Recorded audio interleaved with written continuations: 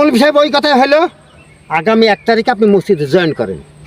তোমার কোনো কথা আছে নাকি গো? না, আমার কোনো কথা নেই, আপনি যা করবেন তাই। তাহলে ঠিক আছে, ইনশাল্লাহ 1 তারিখই জয়েন করবো। আসসালামু আলাইকুম। ওয়ালাইকুম আসসালাম।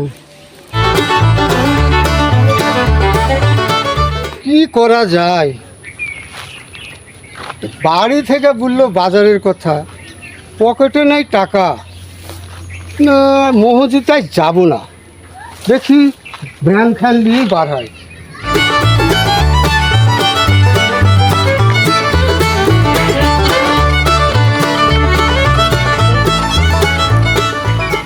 দেখো তিনি আজ 4 দিন থেকে ইমাম মসজিদে আসে না, ঘটনাটা কি ওর বাড়ি থেকে দেখে আসি তো।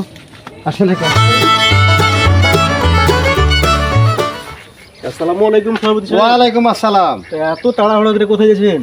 আরে ওই কথা বলো না, আজ 4 দিন থেকে বুঝলে ইমাম মসজিদে আসে না, তো দেখি তোর বাড়ির দিকে যাই, দেখো ঘটনা কি। তাই যাচ্ছি। ওকে বাড়িতে পাবেন কি করে? ও দেখেন বাজারে দেখে আসুন, ভ্যান চালাচ্ছি। মানে ওই বাজারে যান, তাহলে দেখতে পাবেন। শুনো, আর একটা ঘটনা কি ঘটেছে জানো? কি উঠেছে? 4 দিন থেকে তো আসেনি মসজিদে, তারপরে 4 দিনের হাজিরাও আসে তো নিয়ে চলে গেছে।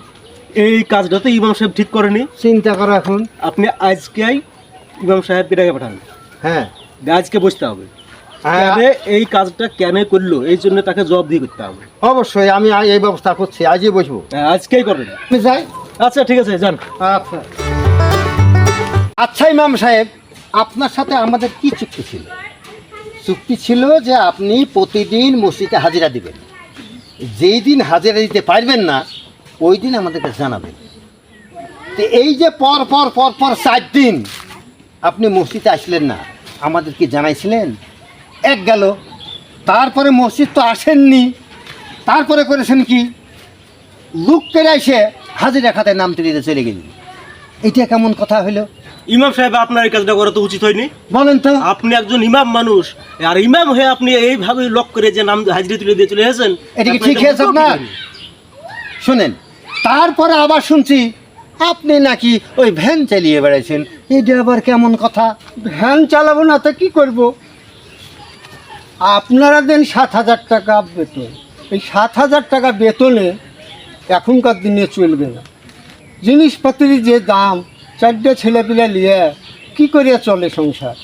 বাধ্য হয়ে ভ্যানটা নিয়ে বাড়ায়। তাহলে যে আপনার নাই চলে, তাহলে ইমাম সাহেব আপনি অন্য জায়গাতে কোনো কাজ কাম দেখেন, আমরা আপনাকে রাখতে আপাতত পাচ্ছি না। আসসালামু আলাইকুম ইমাম সাহেব। ওয়ালাইকুম আসসালাম। ভালো আছেন? আলহামদুলিল্লাহ। মন খারাপ নাকি? না, আমার মনটা খারাপ। কি জন্যে?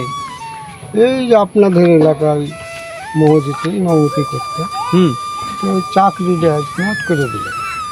চাকরি নট করে দিল কেন? তো 4 দিন অমুক অফিস, মানে 4 দিন আসেননি তাই? তাই। তো এই 4 দিন আসেনি, তার জন্য আপনার চাকরি বাদ করে দিল। সভাপতি সাহেব তো কাজটা ভালো করেন, চলেন তো দেখি ওর সঙ্গে কথা বলি আমরা।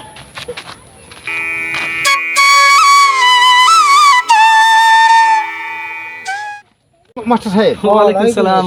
তা ইমাম সাহেবকে নিয়ে আপনি কোত্থেকে আসছেন?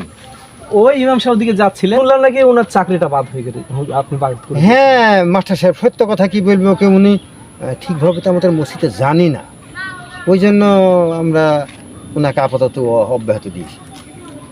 কিন্তু যতটুকু আমি শুনলাম তাতে এই যুগে জি। এত কম বেতনে তো তার সংসার চলবে না। মাস্টার সাহেব ঠিকই বলেছেন, ওনাকে আমরা মানে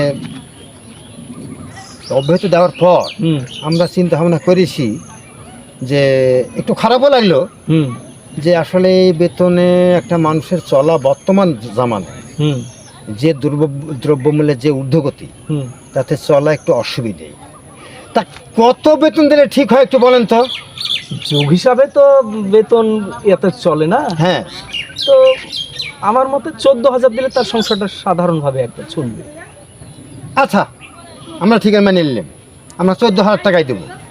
তাহলে ইমাম সাহেব, তাহলে কথা এরকম থাকলো, আপনি খুশি তো? ইনশাল্লাহ, আলহামদুলিল্লাহ, আমি খুব খুশি। তাহলে আমরাও খুশি ইমাম সাহেবকে আবার ফিরে পাওয়ার জন্য। হ্যাঁ হ্যাঁ হ্যাঁ, তো ইমাম সাহেব আপনি আগামী কাল থেকে আবার তাহলে মসজিদ চলে আসেন। আচ্ছা ঠিক আছে, তাহলে আমরা একটু আগে আসি। আসসালামু আলাইকুম। ওয়ালাইকুম।